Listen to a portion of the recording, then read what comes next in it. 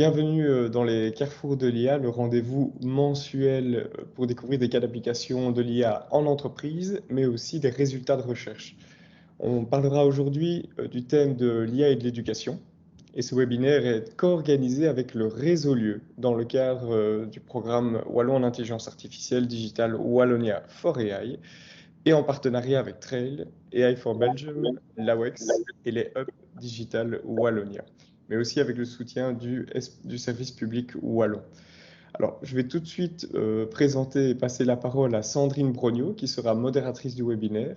Donc, Sandrine a un baccalauréat et un master en langue et littérature germanique, mais également un master en linguistique avec une spécialisation dans le traitement automatique du langage, donc NLP, pour l'abréviation qui est un peu plus connue.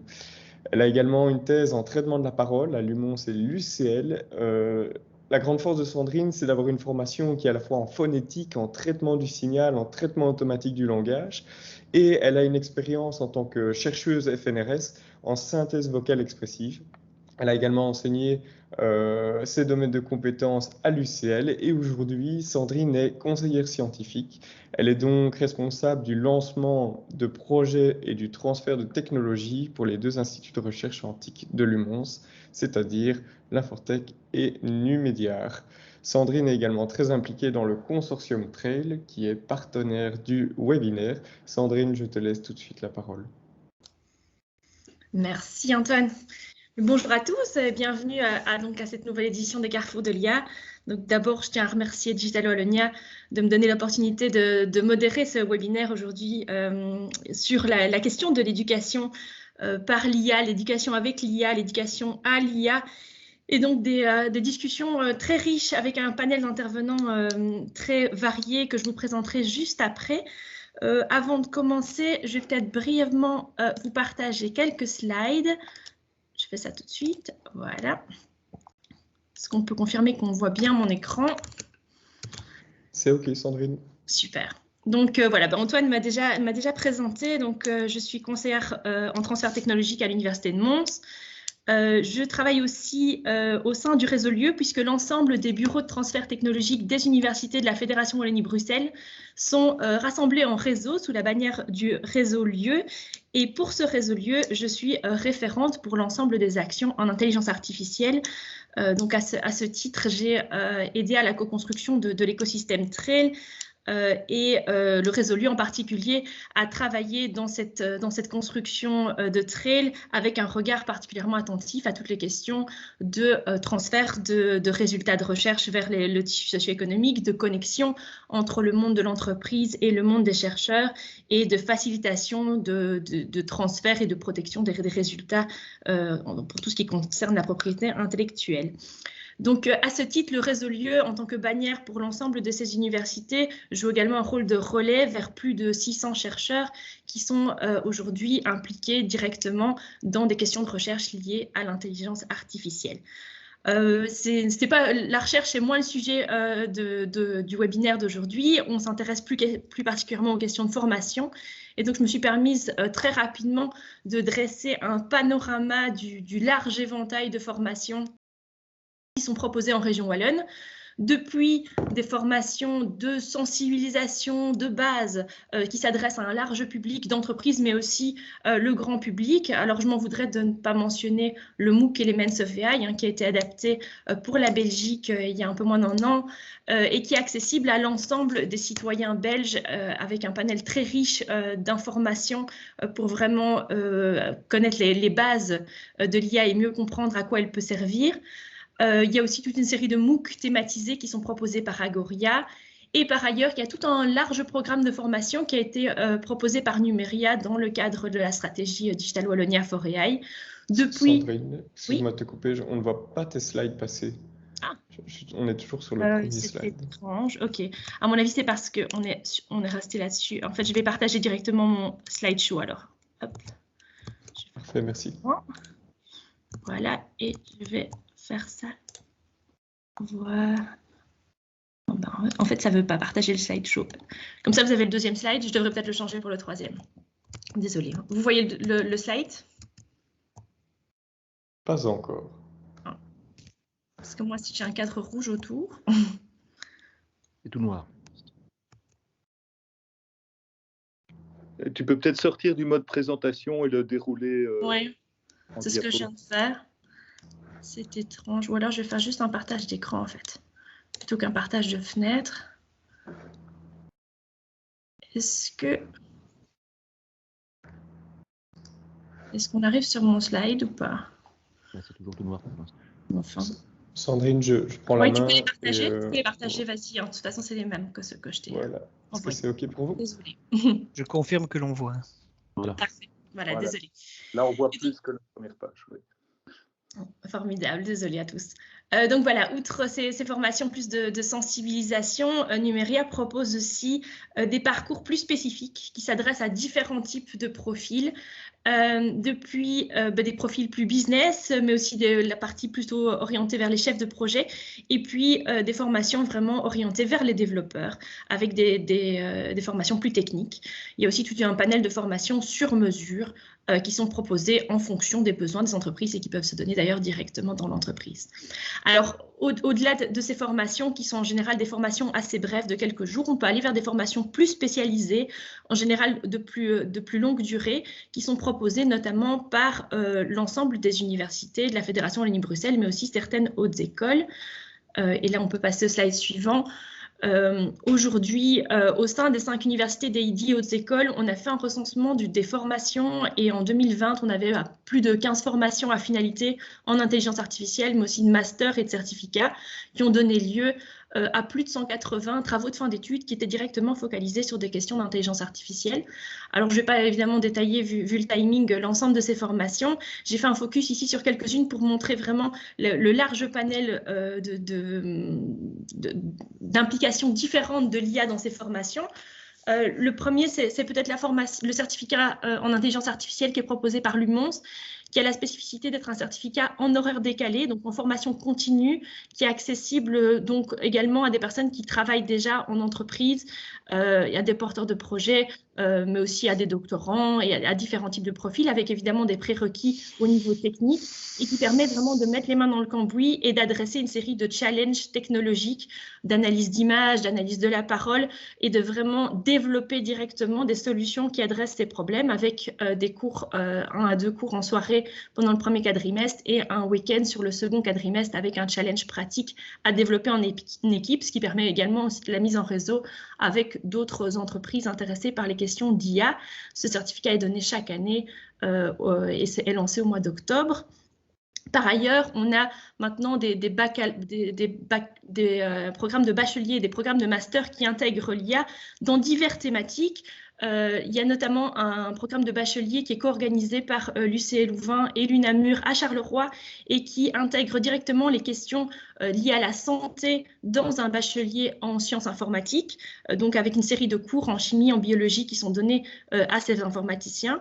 Et par ailleurs, de l'autre côté, on observe aussi notamment un master qui est co-organisé par l'UNAMUR et du Liège en sciences biomédicales, mais dans lequel ils ont intégré une finalité en biomédical data management. Et donc, on voit que l'IA percole de plus en plus dans un large panel de formations, même hors des domaines directement des sciences de l'ingénieur et de l'informatique. Voilà, alors voilà pour cette brève introduction. Je vais directement passer la parole maintenant à notre première intervenante. Il s'agit de Edith Mailleux. Donc Edith Mailleux est en charge du hub Digital Wallonia de Singapour. Elle est conseillère économique et commerciale de la WEX à Singapour où elle réside depuis 4 ans. Son travail consiste à aider les entreprises wallonnes à étendre leurs activités à Singapour, en Malaisie et au Brunei, ainsi qu'à attirer des investisseurs de ces pays en Wallonie. Avant Singapour, elle était d'ailleurs en poste à New York, Londres et Stuttgart. Alors, elle est originaire du Hainaut. Elle a notamment étudié à l'Université de Mons dans l'école d'interprètes internationaux avant de compléter une licence en sciences économiques appliquées. Et elle va nous présenter aujourd'hui un panorama des applications et des acteurs économiques dans l'IA pour l'éducation à Singapour. Edith Mailleux, je vous passe directement la parole. Je vous en prie. C'est très gentil, merci. Alors tout d'abord, est-ce que vous m'entendez bien? Oui. Est-ce que vous voyez mon écran? Oui, très bien. Oui, très bien. Parfait. Parfait. Eh bien voilà, merci beaucoup, bonjour à tous et merci de m'avoir convié à ces carrefours de l'IA où je vais tâcher de vous brosser un tableau de l'intelligence artificielle dans l'éducation à Singapour. Mon agenda paraît assez long, mais je vais vraiment essayer d'aller très très vite. Et je vais d'emblée vous dire quelques mots sur l'AWEX en Asie du Sud-Est. Je suis moi-même effectivement basée à Singapour et je couvre d'ici la Malaisie et le Brunei. J'ai 4 autres collègues dans la région et à nous 5, nous couvrons les 10 pays de l'ASEAN. Alors, Singapour, c'est où? Je crois que ça vaut la peine de le rappeler, étant donné que c'est vraiment un tout petit point sur la carte du monde. C'est un tout petit territoire de 728 km² au sud de la Malaisie, dont il s'est séparé en 1965. Pour vous donner une idée, l'île est grande comme 2 fois le Brabant wallon. Alors, sur ce tout petit territoire se trouvent 5,5 millions d'habitants, dont 75% sont d'origine chinoise, 13% d'origine malaise et puis 9% d'origine indienne. Les langues parlées sont l'anglais, le mandarin, le malais et le tamil. Le petit pays ne dispose d'aucune ressource naturelle et son fondateur en 1965, Lee Kuan Yew, a donc décidé de créer une économie de marché en même temps qu'un État autoritaire et interventionniste, où l'ordre est assuré et la loi, y compris la peine de mort d'ailleurs, ça fait souvent la une des journaux, est appliquée de manière stricte. La presse est assez censurée. Et je tiens à dire que c'est un État autoritaire parce que vous m'entendrez parler beaucoup du gouvernement ici à Singapour. Alors, Lee Kuan Yew a développé une économie de marché tout à fait performante en faisant appel aux investissements de multinationales étrangères afin de fabriquer des produits électroniques et de machinerie et puis de les réexporter. Le port de Singapour est également connu pour sa logistique, notamment faisant transiter tous les produits qui viennent de Chine vers le reste du monde, et un aéroport qualifié de plus efficace au monde. L'île continue à développer un hub financier pour lequel il est déjà aussi très performant dans la région et continue de créer des législations originales. Et pour le moment, ce sont les cryptocurrencies qui sont à l'honneur. Bref, Singapour est un environnement très favorable au développement des affaires par son aspect, par le respect de la loi, comme je viens de le dire, le respect de l'IP, des infrastructures impeccables et comme je l'ai déjà dit, on y parle l'anglais. Toute la stabilité créée par justement le respect de la loi, l'efficacité du système ont entraîné sa prospérité et le PNB du pays est très élevé puisqu'il se monte à 60 000 $ par habitant, ce qui en fait le numéro 6 mondial.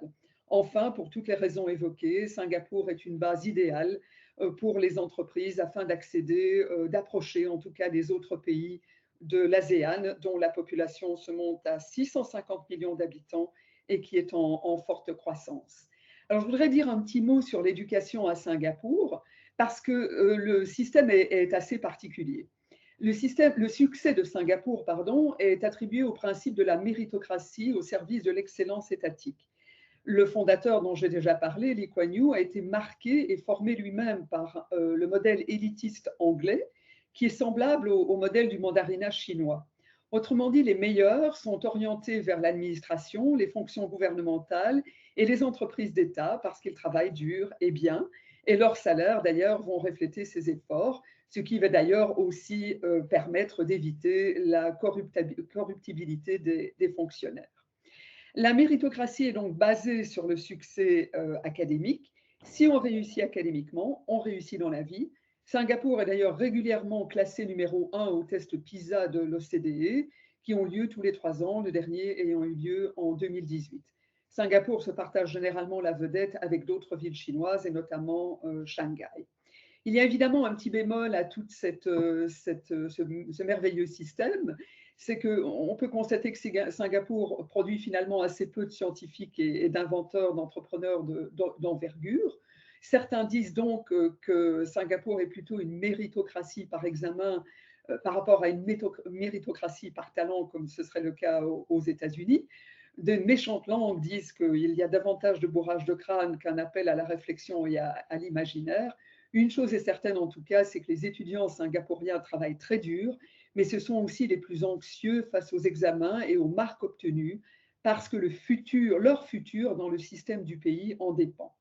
Donc, ceci mène à des dépressions nerveuses, à une certaine aversion au risque et à une faible créativité, ce qui évidemment reflète sur leur degré d'employabilité.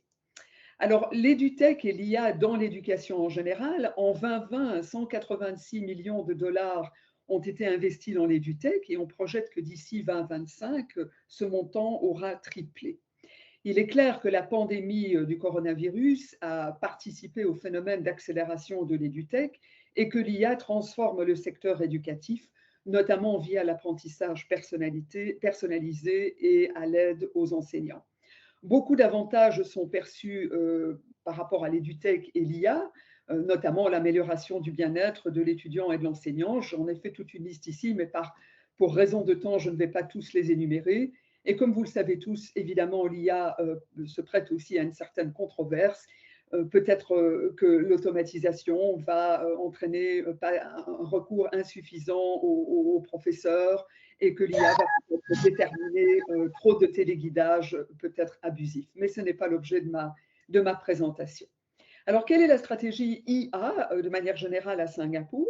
Mais Singapour se veut Smart City, c'est-à-dire que la ville souhaite transformer son économie, sa société et son gouvernement par la technologie dont évidemment fait partie l'intelligence artificielle. Et donc en 2019, le gouvernement, toujours lui, a mis en place une stratégie nationale de l'IA, a mis en place un Smart Nation and Digital Government Office pour catalyser les efforts à la fois de la recherche, de l'industrie et du gouvernement autour des priorités nationales. Le gouvernement a mis en place un accélérateur EduTech qui s'appelle EduSpace, bien financé. Le gouvernement toujours a mis en place une structure qui s'appelle AISingapore.org pour recruter et former les talents, ainsi qu'un AI Marketplace pour mettre en rapport l'industrie et les étudiants. L'investissement total par rapport à la recherche sur l'AI est aujourd'hui de 680 millions de dollars singapouriens, c'est-à-dire à peu près 500 millions de dollars américains. Et 5 projets ont été identifiés comme devant ou étant primordiaux pour l'utilisation de l'AI à Singapour. Je les ai listés là et l'un d'entre eux est l'éducation. Alors, quelles sont les applications de l'IA dans l'éducation de manière générale?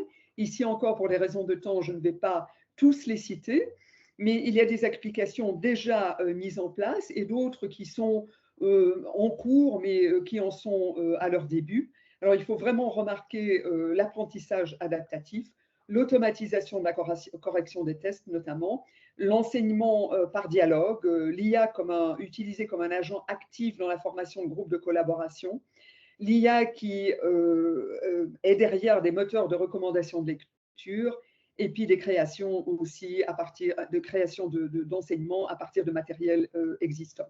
Il y a évidemment beaucoup d'autres applications, mais je ne m'y suis pas trop attardée parce Il te reste 2 que minutes. Pardon? Il reste 2 minutes. Eh ben voilà, donc voilà, on y vient tout de suite. Les applications qui sont déjà décidées par le gouvernement sont notamment dans l'automatisation de la correction des tests d'anglais écrits et l'apprentissage adaptatif des maths. Et d'ici 2030, le gouvernement pense faire de cet apprentissage adaptatif dans d'autres domaines que sont notamment les sciences. Alors, j'ai fait tout un mapping des startups que je peux livrer à tout le monde, en tout cas à tous ceux qui sont intéressés. Il y a des choses vraiment très intéressantes, des apps, beaucoup d'apprentissage pour aider les étudiants, des recommandations de cours. Je vais simplement citer Noodle Factory, par exemple, qui est une plateforme qui analyse instantanément les documents remis aux étudiants et permet aux enseignants d'engager la conversation immédiate. Parmi les moteurs de recommandation, je vais citer Sialfo, qui aide les étudiants à trouver les universités qui leur convient le mieux. L'AI est derrière toutes ces applications. Et là, puisque j'ai vu que c'était un des thèmes aussi aujourd'hui, l'Université de Singapour a créé une app de conseil pour les infirmiers en stage via laquelle les étudiants interagissent avec des patients virtuels. J'aimerais beaucoup parler de tout, mais ce n'est pas possible. Alors, la recherche, il y a évidemment des programmes. Les universités principales de Singapour, la NTU et la NUS, font le listing de toutes leurs recherches. Encore une fois, ceux qui sont intéressés, je peux leur donner ma présentation. Et enfin, j'aimerais noter que j'ai réalisé plusieurs notes, une sur l'EduTech à Singapour, une sur l'AI à Singapour, l'autre pour l'AI dans l'éducation à Singapour. Et je signale aussi qu'il y a un salon très intéressant qui vient d'ailleurs de se terminer en ligne, qui était EduTech et qui d'ailleurs m'a appris beaucoup sur le sujet. Voilà, je suis à 10 minutes 15. Merci pour votre attention. Ça m'a fait plaisir de participer à ces carrefours. Merci Madame Mailleux, merci pour cette intervention très riche avec, on voit un large panel d'applications à Singapour. On a aussi pu voir finalement un système éducatif qui contraste un petit peu avec ce qu'on a en Belgique. Et ce système éducatif belge, notre prochain intervenant le connaît bien, puisque Bruno Delièvre, qui va intervenir maintenant, est docteur en sciences de l'éducation et professeur ordinaire à la faculté de psychologie et de sciences de l'éducation de l'Université de Mons. Il dirige le service d'ingénierie pédagogique et du numérique éducatif qui est composé d'une dizaine de collaborateurs. Il est également conseiller du recteur aux stratégies numériques de l'enseignement. Et point important, il a été président de la commission Réussir la transition numérique dans le cadre du pacte d'excellence auprès de la ministre de l'Éducation, donc en Fédération Wallonie-Bruxelles. Donc, depuis plus de 30 ans, Bruno Delièvre a des activités d'enseignement et de recherche dans des domaines qui allient pédagogie et outils numériques. Et donc, il va nous faire une présentation aujourd'hui sur ces complémentarités entre l'intelligence artificielle et l'intelligence humaine. Et donc, comment éduquer avec l'IA, à l'IA, par l'IA. Donc, Bruno, je te laisse la parole. Merci beaucoup. Je vais commencer par partager ma présentation. Voilà. Si vous voulez bien me confirmer que tout fonctionne. C'est parfait. Très bien. Voilà, donc merci beaucoup de cette invitation. Donc en quelques minutes, faire un petit tour d'horizon d'un certain nombre d'expériences que nous pouvons partager concernant ce sujet-là. Donc comme Sandrine l'a dit, je ne vais pas le répéter, voilà les collaborateurs qui sont tous évidemment impliqués dans cette réflexion et donc aussi cette présentation. Je voudrais très rapidement faire un petit topo en quelques points sur aujourd'hui quels sont les avantages, plus-values qu'on peut mettre en avant concernant l'intelligence artificielle, mais aussi très rapidement mettre quelques mises en garde en avant pour vraiment situer le point de vue de l'éducation concernant la perception de ce que peut être cette intelligence artificielle et de ses bénéfices. Ensuite, comment peut-on réfléchir à l'éducation avec l'intelligence artificielle, mais aussi à l'intelligence artificielle? Et enfin, venir à quelques modèles qui sont des modèles de base, on va dire aujourd'hui, pour l'intégration des technologies numériques en général, mais bien sûr l'intelligence artificielle en particulier, et puis quelques mots de conclusion. Donc, je devrais tenir dans le timing global par rapport à tout ça.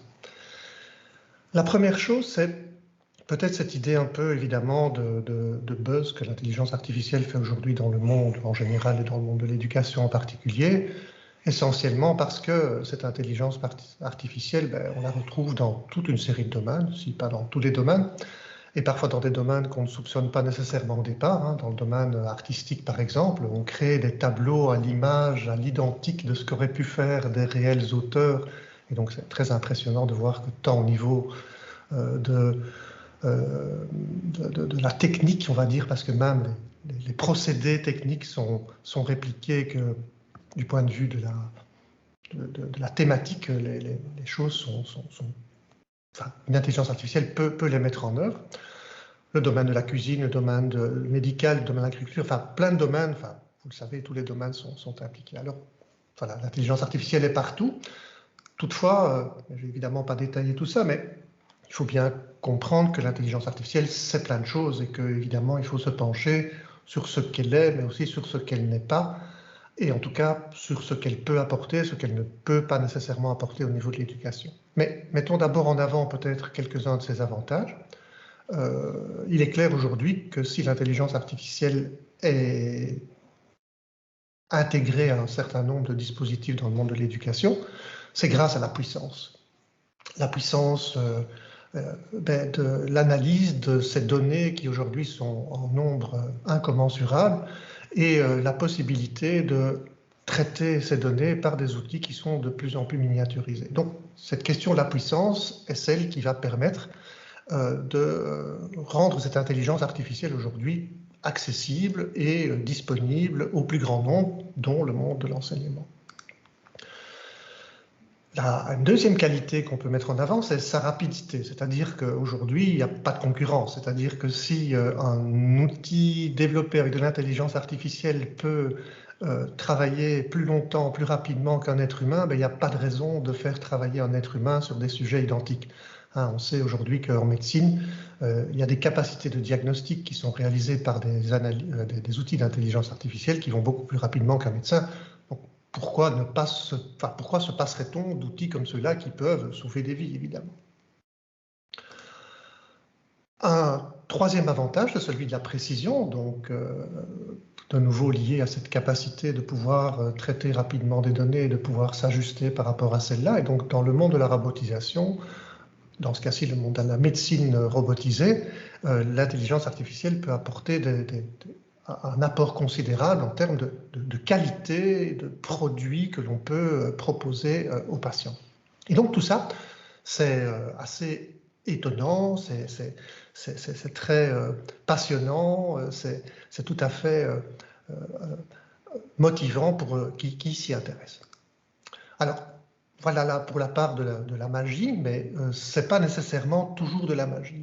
Et un premier point que l'on peut mettre en avant, qu'il faut mettre en avant, parce que c'est vrai qu'en termes d'éducation à ce que peut être l'intelligence artificielle, il y a tout le travail qui est derrière. Et le travail qui est derrière, il n'est pas toujours nécessairement fait par des êtres qui sont des êtres humains qui sont bien payés pour le faire, mais aujourd'hui, il y a tout ce qu'on appelle au niveau du digital labor, les travailleurs du clic, c'est-à-dire tous ces individus qui contribuent à faire de l'intelligence artificielle ce qu'elle est capable de détecter. Hein, et vous-même, vous y contribuez par le fait que quand on vous demande de détecter est-ce qu'il y a des traffic lights dans ces images, eh bien vous allez cocher des cases, et en cochant ces cases, en fait, vous faites partie de ces travailleurs du clic qui vont alimenter l'intelligence artificielle. Donc, derrière cette image très vertueuse, il y a derrière tout ça des procédés en termes économiques qui ne sont pas nécessairement tout aussi vertueux. Alors après, il y a le point de vue pédagogique. Donc, mettre l'intelligence artificielle, mettre le numérique comme une solution à tous les problèmes, dont le problème de l'éducation, quelque part, c'est vendre un peu du vent à certains. Donc, il ne faut pas qu'il y ait de promesses qui ne soient pas possibles de tenir, sinon le retour de balancier va être considérable. Voilà cette petite formule. Vous voudriez des gains avec un outil comme celui-ci, un Timio. Le gain dépend de l'activité. Si vous ne faites rien, si l'étudiant ne fait rien, si l'étudiant n'a pas une tâche à faire précise avec le Timio pour qu'il puisse développer un certain nombre de compétences et réaliser un certain nombre d'objectifs, ben le gain sera nul. Donc, ce n'est pas l'outil qui génère la qualité de l'activité.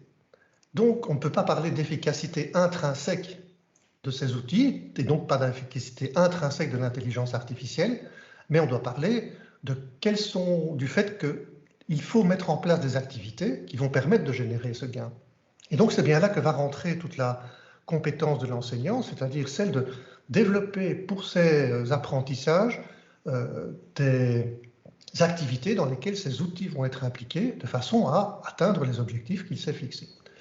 Et si vous voulez en savoir plus, j'ai proposé un lien vers une conférence de Pierre Dilambourg, professeur à l'école polytechnique de Lausanne, ancien de Lumons en passant, dans lequel il traite de ce sujet-là pour plus de précision.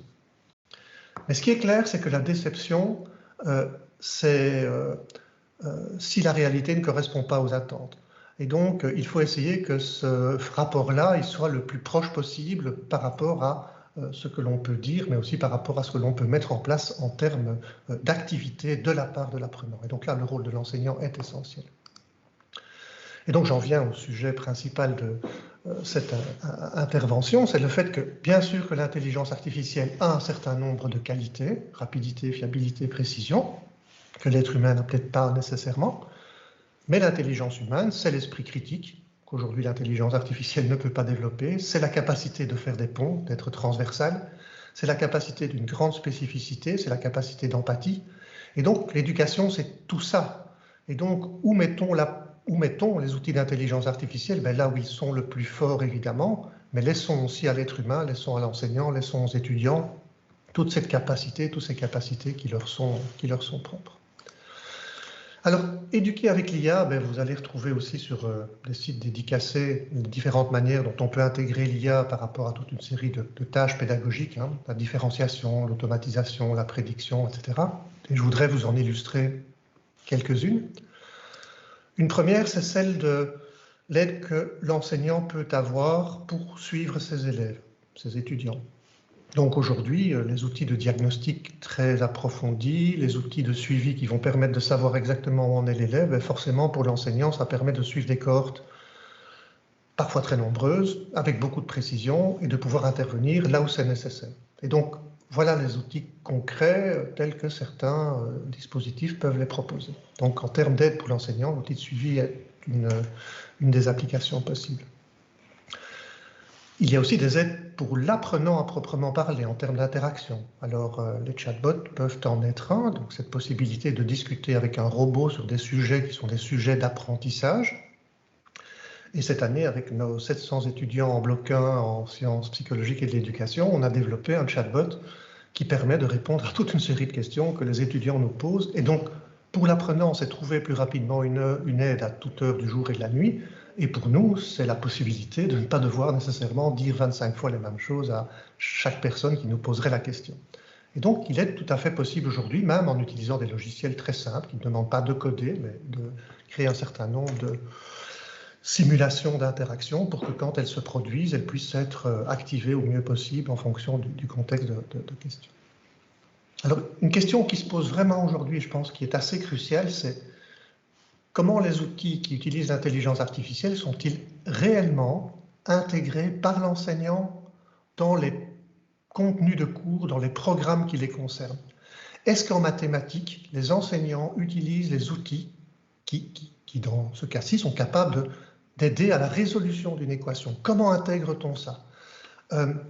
Par rapport au monde de la traduction, comment les outils automatiques de traduction qui sont de plus en plus performants sont-ils utilisés dans les cours que l'on donne dans les facultés de traduction et d'interprétation? Et ça, c'est un vrai enjeu parce que le métier va les gens qui travailleront dans ces domaines-là vont les utiliser. Et donc, dans quelle mesure la formation s'empare-t-elle de ces outils-là pour que les formations tiennent compte de ce que ces outils peuvent apporter? Et si on parle de l'efficacité de ce que ces outils pourraient amener, vous connaissez tous sans doute Benjamin Bloom qui a parlé de ce qui concerne la pédagogie de la maîtrise. Et la pédagogie de la maîtrise par rapport à ce que vous voyez ici en orange qui serait un cours classique permettrait de favoriser une réussite plus importante des élèves. Et certains auteurs comme Guité, qui est un collègue canadien, estime que l'intelligence artificielle, en plus de ces pratiques de pédagogie de la maîtrise, permettrait pratiquement d'augmenter encore cette capacité d'aider les élèves, les étudiants au mieux pour en faire réussir le plus grand possible. Et un des grands enjeux sans doute de notre société, c'est l'aide à la réussite du plus grand nombre. Et donc, si l'intelligence artificielle peut y contribuer, sans doute que ça a un intérêt.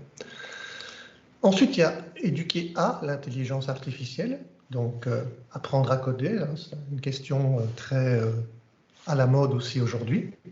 Mais apprendre à coder, c'est apprendre à comprendre le monde. Donc si on doit coder, il faut comprendre tous les processus, toutes les mécaniques qui vont permettre de reproduire un phénomène qui est un phénomène naturel. Donc sans doute que c'est une manière d'appréhender le monde que d'essayer de le coder. Donc c'est sûrement une manière, en tout cas, plus large de l'envisager que simplement se dire on fait du code pour du code, mais on fait aussi du code pour comprendre le monde qui nous entoure. Donc voilà un des intérêts de coder. Mais éduquer à l'intelligence artificielle, c'est aussi éduquer à ses effets. C'est-à-dire, et là je vous conseille vraiment l'ouvrage de Tisseron concernant toutes ces questions-là. Hein, c'est un psychiatre qui depuis très longtemps s'intéresse à tout l'effet des médias dans l'éducation, et dans ce cas-ci par rapport à tout ce qui touche aux outils numériques. Et donc, est-ce qu'on s'attache à son robot? Qu'est-ce que ça a comme effet que de s'attacher à son robot? Il y a eu des études près de l'armée américaine soldats de l'américaine qui se sont attachés aux outils qu'ils utilisaient dans des cas particuliers et qui sont tombés parfois en dépression quand un de leurs outils a été mis sur le côté ou bien a été détruit, etc. Est-ce que le fait que les robots soient plus agréables que les humains parce qu'ils satisfont tous les desiderata, est-ce que ça change la manière dont on perçoit certains éléments de la vie? Et donc, est-ce que tout ça ne sont pas des questions aussi à se poser sur l'effet de ces intelligences artificielles dans nos vies de tous les jours? Avec bien sûr les dérives qu'on connaît bien, celle de la surveillance qui pourrait être automatisée, sur la manière dont on peut utiliser tout cela à des fins plus ou moins positives pour les uns et pour les autres. Et donc, à nouveau, dans quelle mesure l'intelligence artificielle est-elle intégrée dans nos programmes? Et on voit qu'il y a toute une série de programmes qui les intègrent très bien, hein. L'intelligence artificielle, robots et droits, traduction automatique, l'économie circulaire, l'intelligence artificielle, etc. Et donc j'en viens à ces modèles qui existent aujourd'hui. Alors il y a le modèle européen, hein, le DigComp pour Digital Competencies for Educators, qui a été développé par l'Union européenne avec un pendant canadien que vous pouvez trouver sur les réseaux sociaux, donc qui définissent quels devraient être les usages du numérique et de l'intelligence artificielle dans le monde de l'éducation. Alors Sandrine l'a évoqué, j'ai pu contribuer à la manière dont la stratégie numérique pour l'éducation a été établie en Belgique pour les enfants de 3 à 15 ans. Ça, c'est une avancée, selon moi, majeure. C'est que pour la première fois, il y a des textes écrits qui définissent quelles sont les compétences que les enfants de 3 à 15 ans doivent développer. Donc, et il y a un référentiel qui, comme vous l'apercevez ici, met en avant le fait qu'on traite des questions d'information de données, communication, collaboration, création de contenu, sécurité, et donc aux différents niveaux de l'enseignement jusqu'à 15 ans. Donc là, il y a quelque chose qui existe aujourd'hui qui va guider les pas de nos jeunes dans les écoles. La question, c'est et dans l'enseignement supérieur, en tout cas, il n'y a pas de référentiel du même type. Par contre, il y a toute une série d'initiatives de l'Union européenne, le fameux Digital Education Action Plan qui est mis en œuvre et donc là aussi tout à fait disponible sur les sites de l'Union européenne et qui met bien en avant la place que l'intelligence artificielle va devoir occuper dans ce monde-là. Et de façon plus locale, et là je viens de perdre le zoom que j'avais établi, mais je vais y revenir. Voilà. Au niveau de l'UMONS, on est occupé à réfléchir, et ça se fait dans l'ensemble des établissements d'enseignement supérieur, à la stratégie numérique à adopter dans le contexte des enseignements et des apprentissages. Je vais donc en venir à mes parties de conclusion, de réflexion conclusive. La première, c'est que l'intelligence artificielle est une aide pour appliquer des principes pédagogiques efficaces. Donc il y a un auteur qui est assez connu dans le domaine, qui a fait une étude une méga-analyse en fait sur quels sont les principes pédagogiques efficaces. Et à partir de 0,40, donc c'est un indice qui permet de dire que c'est efficace. Et si on regarde ici ce que j'ai surligné en bleu, un certain nombre d'éléments, enfin un certain nombre de principes dans lesquels l'intelligence artificielle peut intervenir. Le guidage. Le guidage, eh bien, c'est 0,53. Comment on peut guider les apprenants? L'apprentissage distribué, donc réfléchir à quel type d'exercice, à quelle fréquence apporter à un élève. 0,60. L'évaluation formative, donc aussi suivre l'élève, donc l'idée de l'activité de suivi que j'évoquais tout à l'heure, pour lui permettre de recevoir du feedback au bon moment, au bon endroit. 0,68. Le feedback, bien sûr, octroyer des feedbacks de façon plus automatisée. Et l'auto-évaluation, la capacité de pouvoir réaliser des tests en toute autonomie. 1,33, donc c'est d'une efficacité vraiment de par toute une série de centaines d'études sur le sujet qui montrent que l'auto-évaluation est une bonne manière d'apprendre. Et l'intelligence artificielle peut contribuer à réaliser des dispositifs d'auto-évaluation plus performants, d'octroi de feedback, etc. Alors, selon moi, l'éducation, et si vous êtes là, c'est pour en parler parce que vous en êtes convaincus sûrement, mais je pense qu'il faut taper sur le clou, doit s'emparer de cette question de l'intelligence artificielle. Parce que si elle ne le fait pas, d'autres vont le faire. Et il suffit de regarder aujourd'hui ce qui existe sur les grandes plateformes en termes de liens avec ce qu'ils réalisent et l'éducation. Google Classroom, Fun, France Université Numérique, Office 365 for Education, Facebook for Education, Apple Education. Enfin, toutes ces sociétés-là sont des sociétés qui, si elles s'investissent dans l'éducation, ne le font pas par pure philanthropie, c'est parce que derrière, il y a bien sûr des enjeux commerciaux. Mais font-ils ce que nous souhaitons qu'ils fassent en termes éducatifs, en termes d'application de principes qui fonctionnent? Sans doute qu'on a un regard, en tout cas, à avoir sur ce sujet-là pour pouvoir aider au mieux tous les élèves, apprenants et étudiants qui nous sont confiés. Et donc, je pense que pour conclure de façon définitive par rapport à cet exposé, l'étudiant, celui qui apprend, est au centre, est la priorité. Donc bien sûr, on peut parler de toutes les considérations techniques, technologiques que l'on veut. Notre préoccupation en termes d'éducation, c'est l'étudiant. Et donc comment articule-t-on ces grands bénéfices que toute la technologie et celle de l'intelligence artificielle peut apporter en combinaison avec ce que l'être humain peut et doit conserver comme prérogative. Et donc, pour moi, il est tout à fait clair que c'est bien l'intelligence artificielle et l'intelligence humaine qui doivent être mises en complémentarité pour apprendre, parce que chacune apporte ce qu'elle doit apporter là où c'est possible. Voilà, je crois que je suis dans le timing, mais je vous remercie de m'avoir écouté et j'espère que voilà, ça a été suffisamment clair et pas trop rapide. Merci beaucoup. Un tout grand merci Bruno, c'était très clair et très éclairant, à la fois sur tous ces dispositifs qui vont complémenter et qui vont augmenter l'expérience de l'éducation. Mais aussi comment l'éducation va devoir se transformer face à ces changements de l'IA. Ces transformations, tu en as parlé, elles sont en route dans le primaire et le secondaire. Au niveau de l'université, il y a de nombreux programmes qui se développent et c'est un sujet qui tient particulièrement à cœur à notre prochain intervenant, Giovanni Briganti, et particulièrement dans les formations de médecine, puisque Giovanni, vous êtes docteur en médecine et docteur en sciences et vous coordonnez l'enseignement de stats, d'informatique médicale et d'épistémologie en faculté de médecine de l'ULB et vous enseignez également les probabilités des statistiques en faculté polytechnique de l'UMONS. Vous êtes chercheur dans le domaine de l'IA bayésienne et inférence causale en médecine et vous dirigez le groupe de travail AI for Health au sein de AI for Belgium. Et donc, vous venez nous présenter aujourd'hui comment les cours que vous mettez en œuvre justement dans ces parcours de médecine permettent d'appréhender le numérique par les jeunes médecins et comment ils suscitent aujourd'hui l'intérêt de vos étudiants. Je vous en prie, c'est à vous. Un grand merci, Dr Brogno, pour cette belle introduction. Et c'est réellement un plaisir d'un petit peu parler maintenant éducation, parce que c'est effectivement le sujet que j'adore. Et aujourd'hui, je vais faire une présentation beaucoup plus pragmatique sur ce qu'on a fait ces dernières années en Fédération Wallonie-Bruxelles, et en particulier à l'UMONS et à l'ULB, pour enseigner l'IA en médecine et l'IA aux futurs médecins. Ici, pourquoi est-ce qu'on doit enseigner l'IA aux futurs soignants et aux futurs médecins en particulier? Voilà, l'IA, comme vous le savez, bouleverse les soins de santé. Professeur Delièvre vient de l'expliquer. Il y a une amélioration des soins offerts aux patients et de leur qualité en termes de prévention, prédiction, diagnostic, traitement et suivi.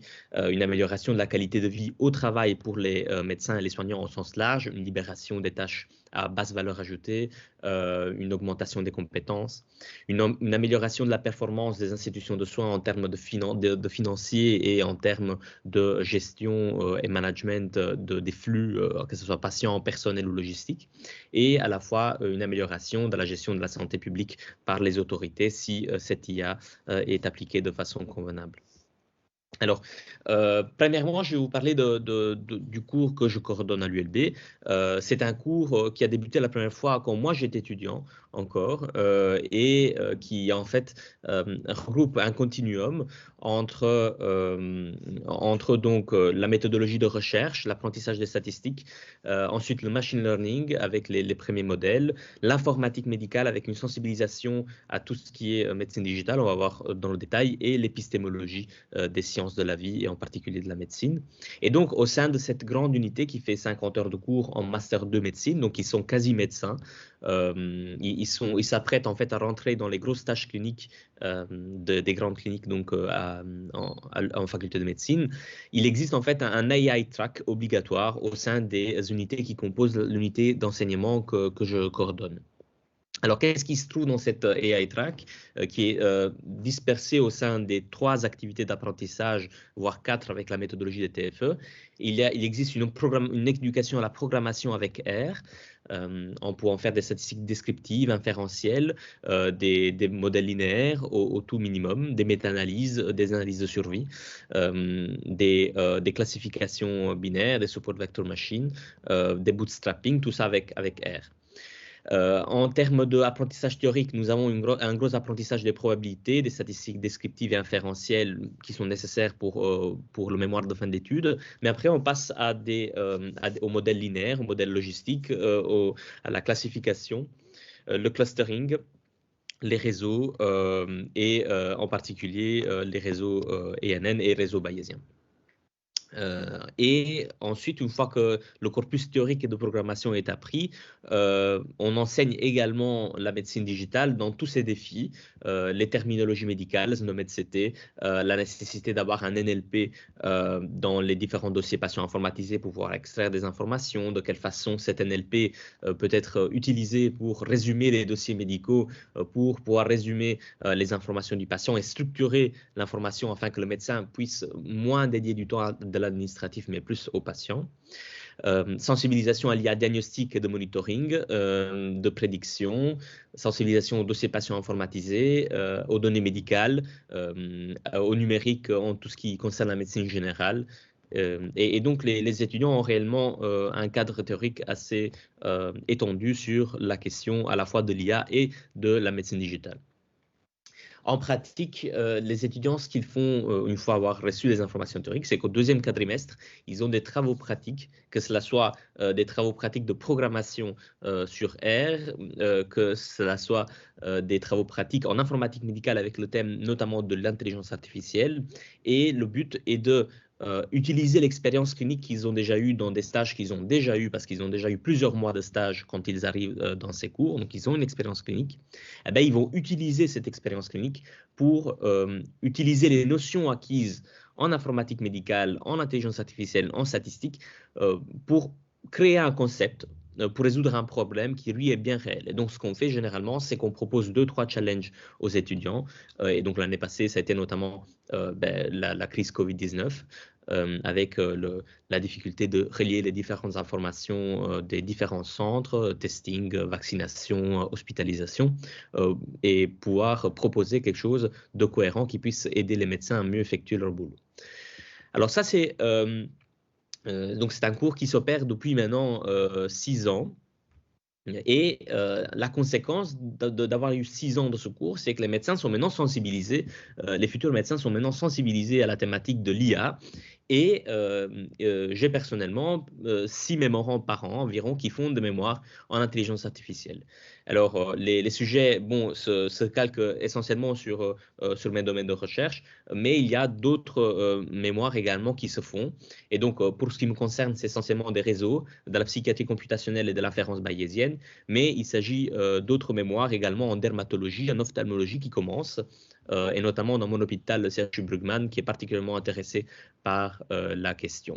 Donc, c'est quelque chose qui peut être fait et ça marche, et les étudiants deviennent naturellement intéressés au point où on commence à avoir des mémorants qui veulent faire des mémoires fondamentaux en intelligence artificielle en médecine sans nécessairement d'application clinique. Et donc, c'est tout à fait génial.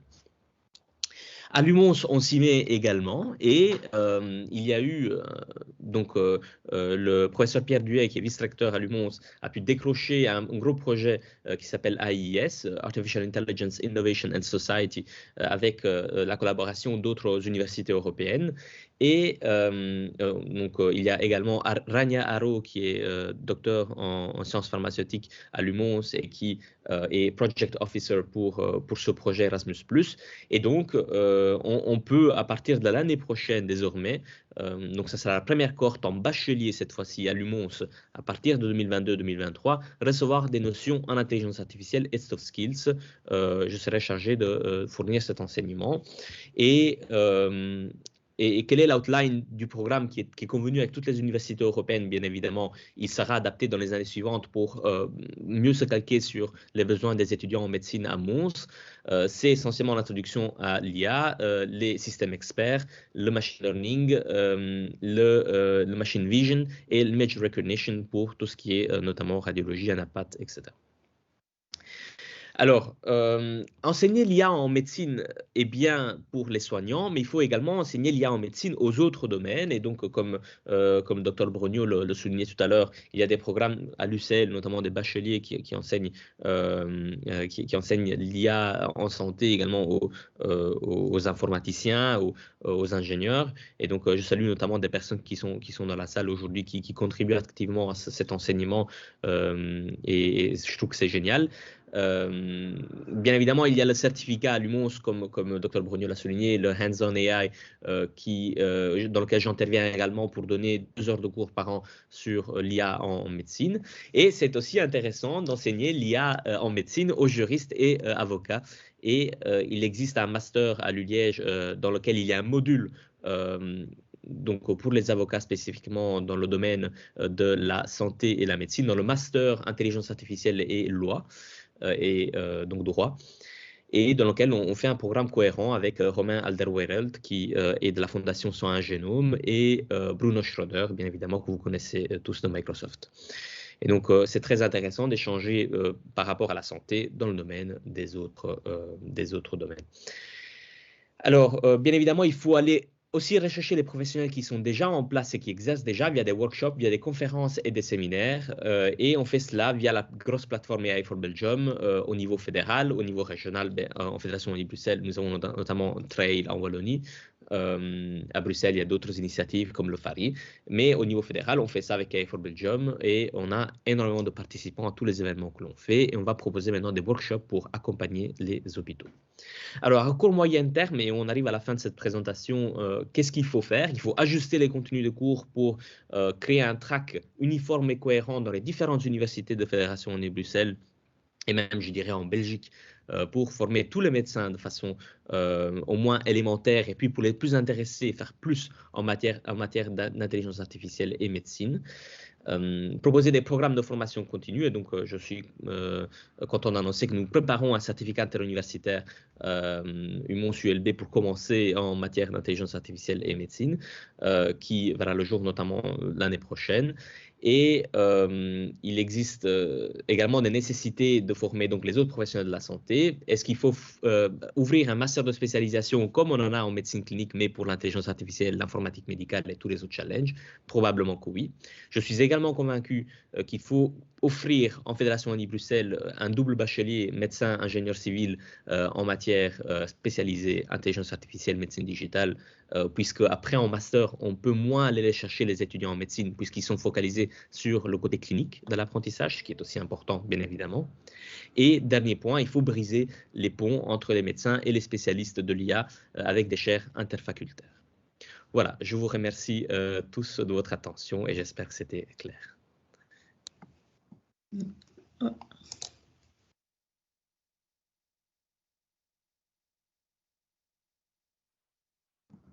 Sandrine, tu es sur mute. Oui. Voilà, désolée, ça a cliqué 2 fois. Donc, merci beaucoup, Dr Briganti, pour ce retour très positif et enthousiasmant sur l'intégration de l'IA dans ses nombreux parcours universitaires dans des thématiques variées. Et donc, comme on le disait juste avant, à la fin de la présentation du professeur Delièvre, on a parlé ici de l'IA face à l'éducation, de l'éducation à l'IA. On avait également mentionné tous ces outils qui aident, des outils d'IA qui aident et qui complémentent l'éducation, et ça fait l'objet de l'intervention suivante. Je suis particulièrement ravie de recevoir aujourd'hui la spin-off FlowChase, à laquelle que j'ai suivie d'ailleurs depuis ses tout débuts, il y a quelques années, et qui a bien compris finalement cette complémentarité entre les outils de l'IA et le personnel enseignant, et comment les mettre ensemble finalement pour augmenter l'expérience d'enseignement. Alors, la spin-off FlowChase qui a été créée il y a un peu plus d'1 an, et qui propose une solution innovante pour la formation des professionnels de demain en anglais, avec une application mobile qui permet de mieux apprendre la prononciation, et finalement, grâce à l'intégration de technologies vocales et d'un programme ludique, de faciliter l'apprentissage de cette prononciation de l'anglais. Et pour venir nous présenter la spin-off, donc cette spin-off de l'UCL aujourd'hui, 2 intervenants, donc Zoé Broisson. Zoé, vous êtes linguiste et cofondatrice de FlowChase, et donc après avoir accompagné de nombreux étudiants et chercheurs à développer leurs compétences orales en anglais durant 3 ans, vous avez lancé la spin-off en 2019 grâce au programme First Spin-off de la région Wallonne, donc à l'UC Louvain. Et Noé Titz, vous êtes responsable de la R&D chez FlowChase, et vous sortez de l'UMONS, vous avez obtenu un doctorat dans le labo ISIA de l'UMONS avec un sujet de thèse sur le contrôle de l'expressivité émotionnelle en synthèse vocale, et aujourd'hui vous travaillez justement à l'élaboration de ces technologies innovantes dans le domaine de la voix pour personnaliser le feedback qui est donné à l'apprenant de la langue anglaise grâce à l'outil FlowChase. Je vous passe la parole. Merci beaucoup pour l'introduction. Oui, super. Merci beaucoup Sandrine pour la belle introduction, et aussi à Sandrine et à Digital Wallonia pour l'opportunité d'intervenir lors de ce webinaire. Je vais maintenant partager nos slides. Voilà, est-ce que quelqu'un peut confirmer que la vue s'affiche bien dans Teams? C'est parfait. Ok, super. Est-ce que vous voyez bien la slide suivante? Oui. Oui, ok, super. Donc voilà, vous l'aurez compris, aujourd'hui en fait, Noé et moi, on va vous parler de notre spin-off, donc FlowChase, mais aussi on va surtout discuter en fait, après avoir eu un si beau panorama des opportunités, des enjeux qu'offre l'intelligence artificielle pour l'éducation, que ce soit à Singapour ou en Europe et même en Belgique à l'UMONS. On va vous montrer en fait ce qu'on peut faire à la suite de toutes les initiatives qui sont en place, en fait, concrètement, quel genre de produit est-ce qu'on peut réaliser à partir de tout ça, ce qu'est FlowChase au final. Et donc aujourd'hui, je vais parler en qualité donc de cofondatrice de la spin-off et aussi de linguiste, avec un parcours un petit peu similaire à celui de Sandrine, surtout à ses débuts. Et je suis rejointe donc par Noé. Donc moi, j'expliquerai un peu la partie un peu plus technique, expliquer un peu comment ça marche, qu'est-ce qui se passe derrière tout ça. C'est ça, tout à fait. Et donc, vous l'aurez compris, FlowChase, c'est une spin-off de l'UC Louvain. D'ailleurs, je salue Benoît Mac dans l'audience aujourd'hui, qui était le coordinateur du projet. C'est une spin-off que moi, je n'avais pas lancée et en fait, sur laquelle, à l'origine, j'avais été engagée en parallèle de mon master en linguistique, et que de fil en aiguille, j'ai repris, et qui aujourd'hui est une entreprise et est soutenue d'ailleurs par la région Wallonne, qu'on remercie également, notamment, qui nous a permis d'engager Noé dans le cadre du First Entreprise Doctor. Et donc, notre mission, en fait, en tant que spin-off, c'est vraiment d'appliquer la recherche en IA et en linguistique à l'innovation pédagogique, et donc d'en sortir en fait des outils numériques éthiques pour l'enseignement. Et notre mission en fait sous-jacente à tout ça, c'est vraiment de permettre l'internationalisation des diplômés belges et européens grâce à une personnalisation de la formation. Et en fait, la raison d'être de ce projet, elle vient d'une problématique que j'ai d'abord vécue, mais que j'ai aussi eu en fait, l'opportunité d'observer vraiment en profondeur pendant 6 ans, lors desquels j'ai eu la chance d'habiter en Australie. Et pendant 3 de ces 6 années, en fait, j'ai travaillé comme modératrice d'un programme pour étudiants internationaux qui organisait des tables de conversation. Et donc, en fait, 5 fois par semaine, je rencontrais des centaines d'étudiants, mais aussi de membres du personnel ou de chercheurs en doctorant, des postdocs, qui avaient tous, en fait, quelque chose en commun. C'était qu'ils avaient développé une compétence écrite en anglais qui était assez poussée, mais ils se sentaient tous bloqués professionnellement par leur niveau d'anglais à l'oral, comme si la langue en fait agissait comme un plafond de verre qui les empêchait d'accéder aux études qu'ils souhaitaient entreprendre, ou bien de communiquer leurs recherches de manière professionnelle et donc d'accéder à d'autres postes. Et je me suis rendu compte en fait, en regardant autour de moi, mais aussi en faisant quelques recherches, que cette problématique, elle n'était pas isolée et liée uniquement à l'Australie, et qu'en fait, elle avait des conséquences au-delà des études, mais aussi sur le marché de l'emploi. Et quand on regarde rien qu'en Belgique, en fait, aux statistiques qui nous sont fournies par des organismes comme le Forum, eh bien, on voit qu'en fait, une offre d'emploi sur 2 en Belgique requiert la maîtrise de l'anglais à l'oral, une vraie compétence active. Et si on regarde un peu en dehors de ça, en France, on va jusqu'à 80% des offres d'emploi qui demandent cette compétence. Et à cause de ça, en fait, on a jusqu'à 35% des offres d'emploi qui ne trouvent pas preneur de candidats avec qui c'est un bon match à cause des compétences linguistiques. Et les employés sur leur lieu de travail qui ne maîtrisent pas cette compétence, eh bien, sont perçus jusqu'à 25% moins fiables et productifs. Et quand on regarde en fait à la raison de pourquoi, eh bien souvent, comme le montre une étude qui a été réalisée par l'État français, les entreprises qui ressentent cette problématique lors du recrutement, en fait, la lient à une insuffisance de formation scolaire et universitaire à la langue, qui se concentre fort sur la dimension écrite et pas suffisamment sur les compétences orales. Et quand on se pose la question de pourquoi, et en fait ça c'est un peu en lien avec ce que professeur Delièvre expliquait un petit peu plus tôt, on se rend compte qu'en cours de langue, eh bien, logistiquement en tant que professeur on est limité. Quand on a seulement 2 à 4 heures de cours par semaine et qu'on a des classes dans le supérieur qui vont parfois jusqu'à 90 étudiants à la fois, eh bien, sur une compétence aussi individuelle que celle de l'oral, évidemment c'est très difficile d'accompagner les étudiants de manière suffisamment personnalisée avec le temps et les ressources qu'on a à disposition pour leur permettre de réellement progresser. Et c'est là qu'en fait la technologie et l'IA plus particulièrement présentent une réelle opportunité pour venir en fait complémenter cette expertise, cette intelligence humaine, comme le disait professeur Delièvre, donc cette expertise du professeur, venir la complémenter, donc permettre en fait de surmonter ces barrières et d'aller plus loin et d'enseigner des compétences qui autrement sans outils sont difficiles à transmettre. Et c'est ça qu'en fait, en interviewant des professeurs de langue, mais aussi des étudiants dans des parcours, des backgrounds différents, on a ensemble imaginé une solution qui était Flowchase pour répondre à ce problème. Et donc Flowchase, c'est une application mobile qui s'adresse plutôt aux étudiants, mais aussi un manuel d'apprentissage qui est vraiment le compagnon de cette application mobile et qui va permettre de l'intégrer à une formation. Et en fait, ces 2 outils permettent aux professeurs d'anglais de rendre leurs cours plus engageants, mais surtout de différencier l'apprentissage, de le rendre plus individuel à chaque étudiant, grâce notamment à une IA et une technologie vocale aujourd'hui développée par Noé, qui permet en fait d'analyser la voix des étudiants lorsqu'ils s'entraînent à parler anglais, de détecter leurs erreurs et ensuite de leur donner des conseils personnalisés pour s'améliorer.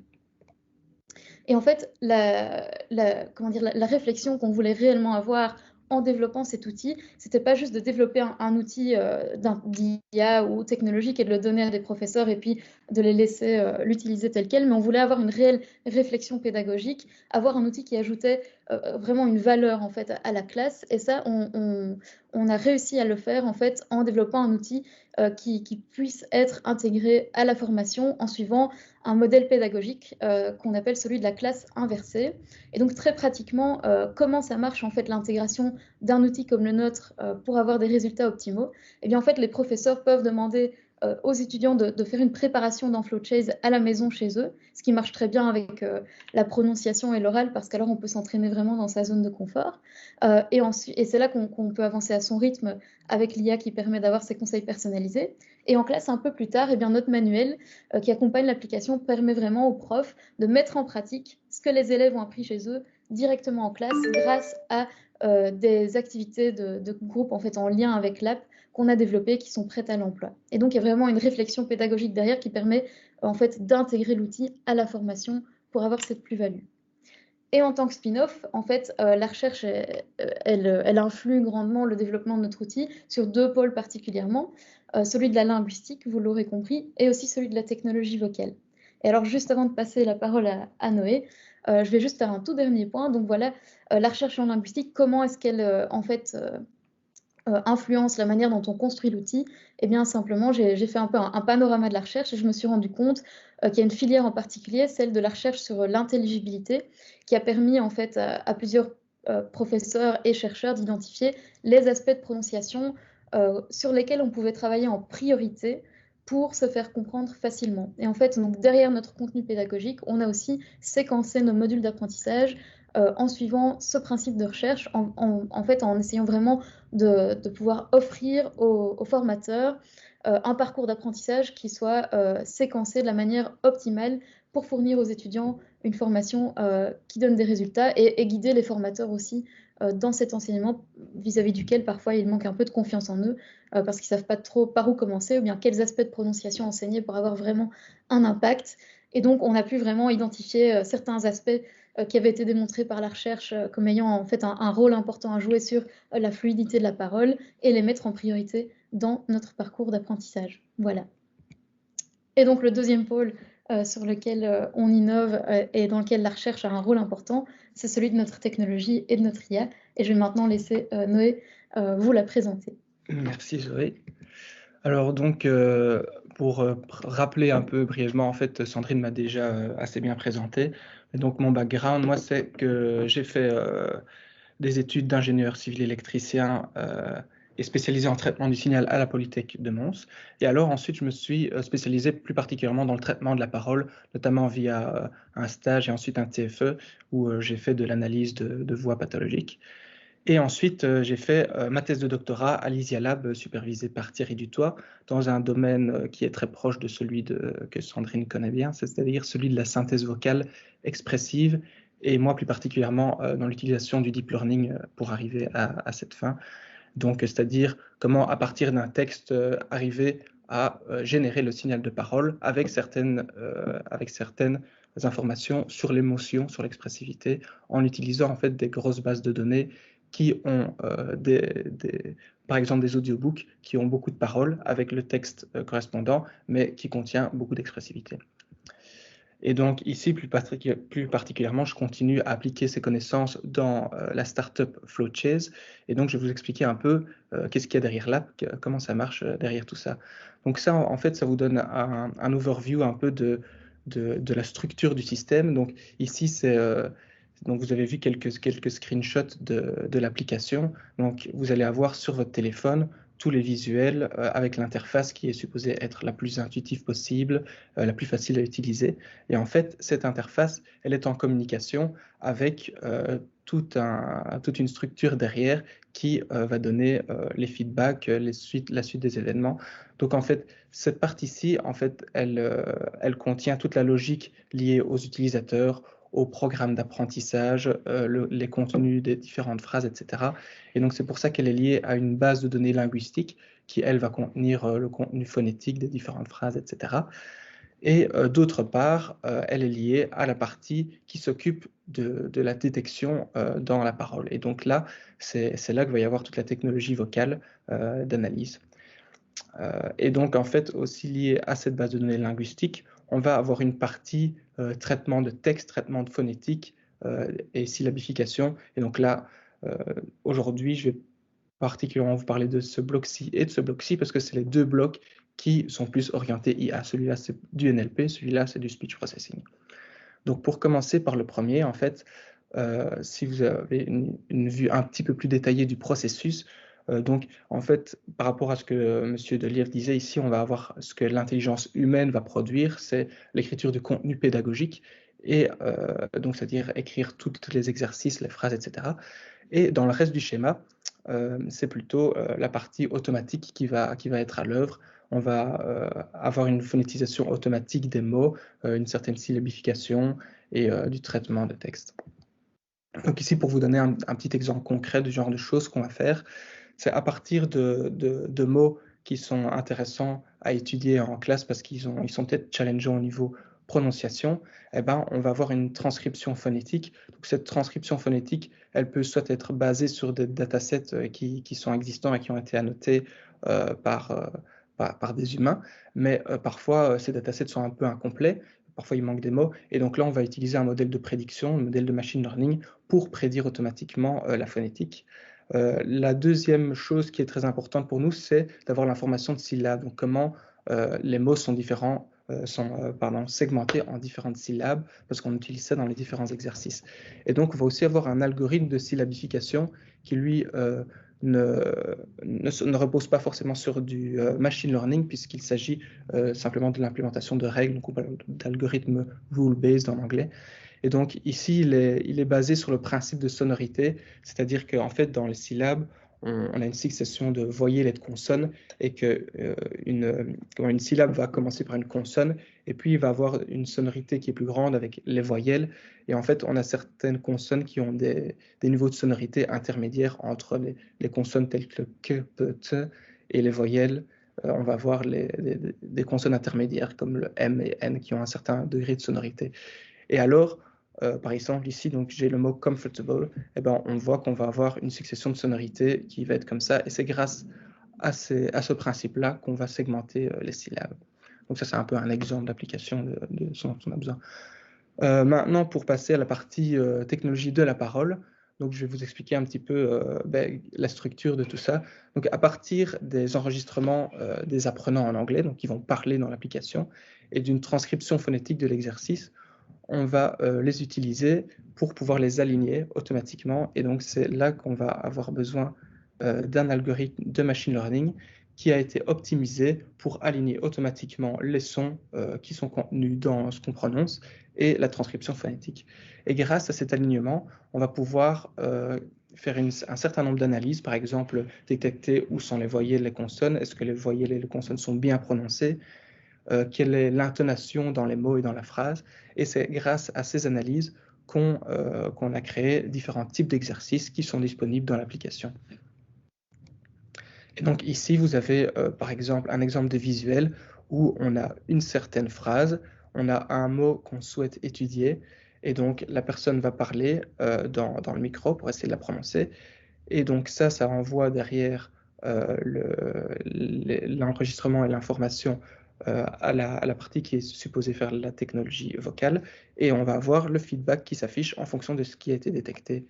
Et donc là, on voit en un peu plus grand, par exemple, le mot qui devait être prononcé, c'était live, et là, si par exemple la personne prononce live, parce que ça porte à confusion, parce que c'est un mot qui, selon le contexte, se prononce de différentes manières, eh ben, on va avoir le feedback qui s'affiche, et on va avoir ensuite des conseils sur d'autres cartes qui permettent à l'apprenant de s'améliorer.